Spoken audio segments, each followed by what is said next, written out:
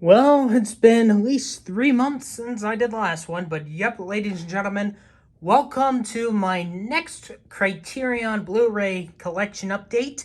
For those who don't know, I have been doing throughout the beginning half the 1960s, and let me just say specifically the first February, March, not really one of the best, not even this month as well, but that's because, well, I have been doing like six per month for the first 6 months of the year, mainly because, of course, obviously I'm watching a lot of the older 2010 Oscar-nominated movies, and as of this video is being uploaded, I am now in the third part of my Oscar movie marathon for this year. I'm already starting on the 10 Best Picture nominees before it does come to an end on May 2nd. But for today, for this video, I am, of course, going to be doing another update, and basically not just the return of the typical three. I don't know when it was the last time I only did three, but this is kind of combining,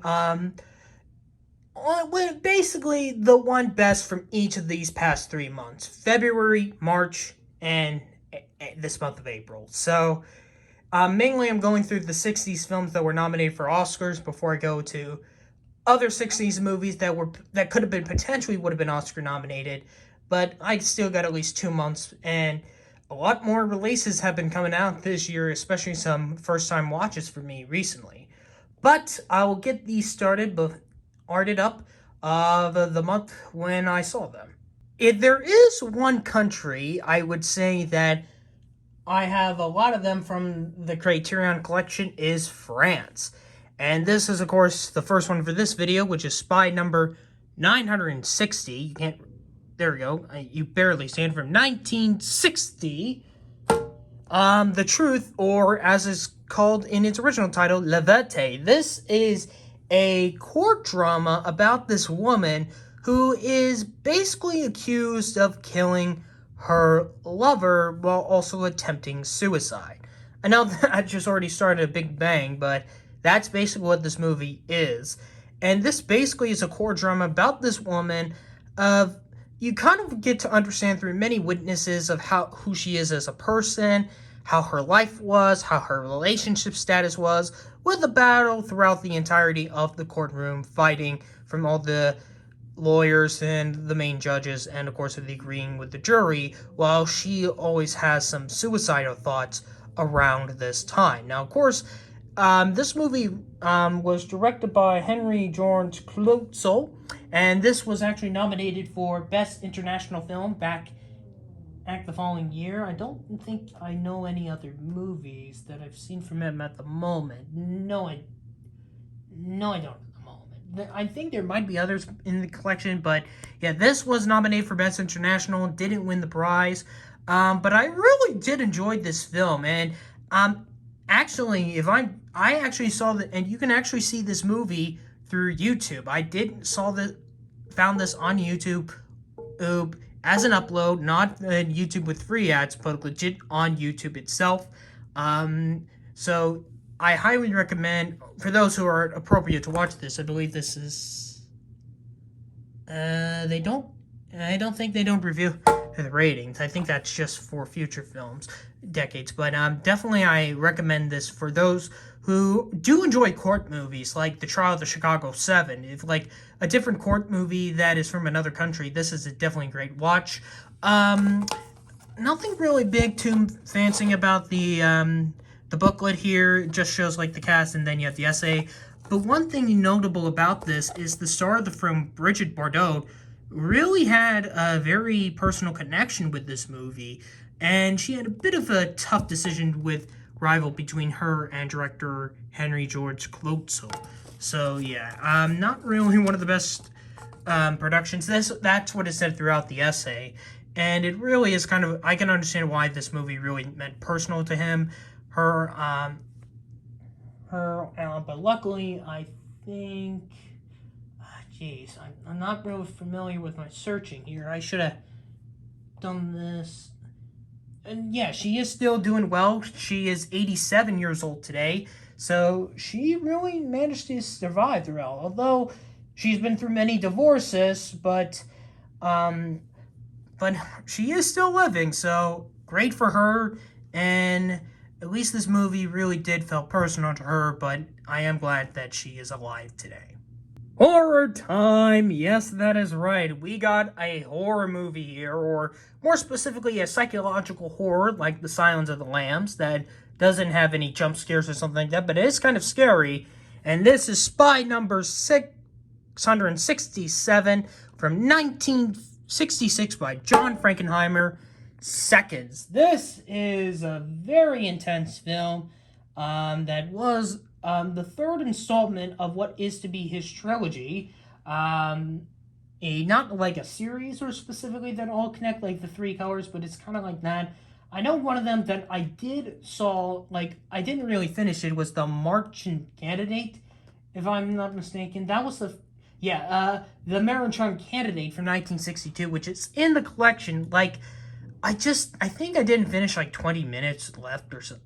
I think I didn't finish the last 20 minutes or so, but it wasn't really my thing. I didn't even see the remake.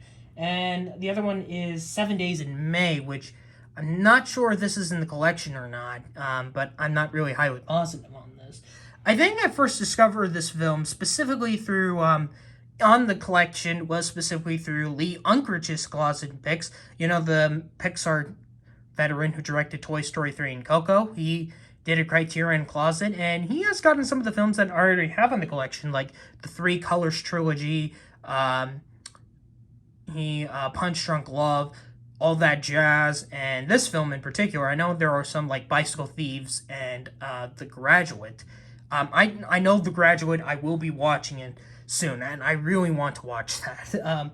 But the Wheel of Names randomizer is not giving me it. There was one time it was so close, but I didn't get it, unfortunately.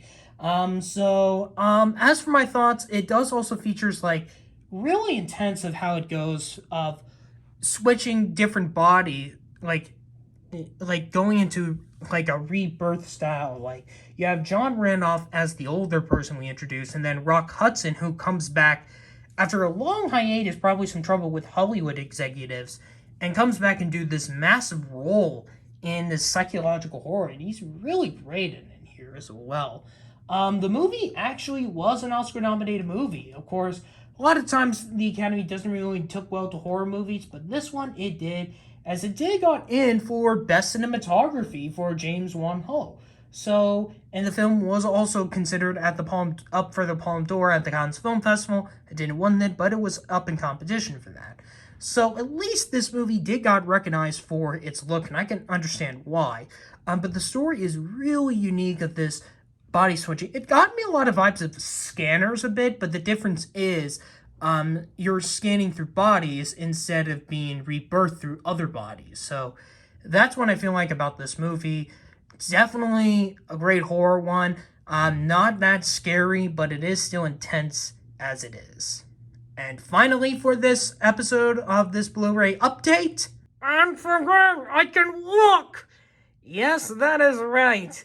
I was been waiting to watch this, and finally, in the Wheels of Names, I finally got this movie for the month of April, and it's so glad I finally watched it for the very first time, and now have it on my Criterion collection. Spy Number 821 from 1964 by Stanley Kubrick, Dr. Strangelove, or How I Learned to Stop Worrying and Love the Bomb, the Cold War film by Stanley Kubrick, a Best Picture nominated film of that year, which was also nominated up against Beckett, My Mary Poppins, Zilber the Great, and the winner of the film My Fair Lady. The film was also nominated, of course. Just give me a second here. There's a lot of impact of this movie, of course, since it is one of the best films of the 1960s for many people. Adapted screenplay for Kubrick, Peter George, and Terry Southern. Actor for Peter Sellers for playing the 3 different characters. And director for Kubrick, and Best Motion Picture of the Year. This, of course, stars Peter Sellers playing 3 different characters, including the title character, Dr. Strangelove himself. Understandable why he got that Best Actor, because he basically plays 3 different characters and is really well. Another fantastic performance that, of course, was not nominated was George C. Scott. I know him, of course, as Scrooge in the 1984 Christmas Carol adaptation. A lot of Disney fans know him as Percival C. McLeach in The Rescuers Down Under. And very ironically, that film was the reason they had to really get inspiration for Scott's performance. This film specifically was the resource for George C. Scott's performance for the movie, and he is phenomenal. George C. Scott really is fantastic in this film. Other notable actors here you have is James Earl Jones is in here as one of the pilots that is in the plane that is trying to land a bomb somewhere in the Russian territory, and as well as Keenan Wynn as Colonel Batwando. I know that name doesn't sound familiar, but that actor Keenan Wynn is actually the voice of Winter Warlock from the Rankin Bass holiday special, Santa Claus is Coming to Town. So yes, if a few years later he would voice that character, before he voiced that character, he was in this movie. So, not a lot of other actors. Slim Pickens was another notable name, Sterling Hathaway. But this is basically a big Cold War movie between two different sections. Like you have in the area near a military base, no, 3 areas. One in a military base, one in the President's War Room with the Dr. Strangelove, George C. Scott, and even the Russian ambassador. And the third one is in the plane where these U.S. militaries are trying to drop a massive bomb in the territory, but they have some massive plane issues. Now, out of all the ones in the Criterion, out of the ones for this month that I got, this one has a shit ton of supplements. I'm telling you, there is a lot of supplements. I haven't explored them yet, but there might be some time I will explore that whenever I get to it. Nothing really big much in the actual coverage themselves, but this is basically kind of like nearing the end of the film, specifically with that specific character that's riding on the bomb. But then you get this top secret thing, and if I can open this without holding this in one camera is not on my phone is not that great, but you basically get 4 different types if I can get them. See, this is why I should have you. Okay, I think I got this. Okay, oops. Not as easy, but yeah, you get a couple things here. Now, the first small thing is this Holy Bible and Russian phrases. Now, this is not actually an actual Russian Bible. It's actually just specifically, if you kind of go up close, I can't really do this in the camera hold, but it basically has it has the special thanks and how the camera and audio about the transferring of this, but here it is. It kind of features the credits of who's the director and the cast members, and then I believe the cast is right here. So you can see up close, you can see Peter Sellers, George C. Scott, Sterling Hathaway, James Earl Jones, Frank Mary, Robert O'Neill, Glenn Beck, Keenan Wynn, all those characters. So that's what's in this. It's not an actual Bible. It's just usually you see these about the transfer, special thanks, cast, and credits. So this is what is in here. And then you got this top secret, actually 4-page top secret kind of poster, but it's not really an actual secret from the film. It's actually an essay, The Darkest Room by David Brownwich. This is one of the 2 essays that's in this book. The other one is this magazine cover, which I believe is in the film itself. Yeah, Entertainment for Men. I don't know, but it is, of course, another essay article it's big Stan Kubrick on the line from Old Smoke. That's kind of what this author's experience was. So yeah, the back here. Have you ever seen a commie drink a glass of water?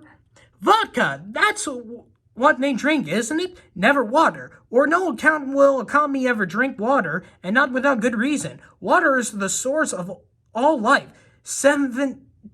7/10 of the Earth's surface is water. Why do you realize that 70% is water? And as a human being, you and I need fresh, pure water to replenish our precious bloody bodily fluids. Are you beginning to understand? I can't really read as much because it's just that sometimes my spelling's not that great.